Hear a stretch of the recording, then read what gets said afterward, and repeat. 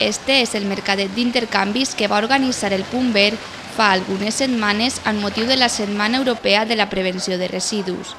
Més accions com esta es van celebrar en diferents països de la Unió Europea per donar a conèixer el concepte de prevenció de residus. El mercadet, muntat al campus de Burjassot, va tindre com a objectiu conscienciar sobre la reutilització i la vida útil dels productes. Així, amb l'intercanvi d'objectes, uns estudiants s'aprofitaren de les coses que per altres ja no servien. A més, els voluntaris ambientals van aportar al mercadet productes fets per ells mateixos amb materials reciclats, com ara cendrers fabricats amb llaunes de refresc o caixetes de cartró. Amb demostracions com aquestes queda clar que la reutilització dels residus i també la seva prevenció es pot fer en accions simples cada dia a casa, a l'entorn de treball o a la universitat.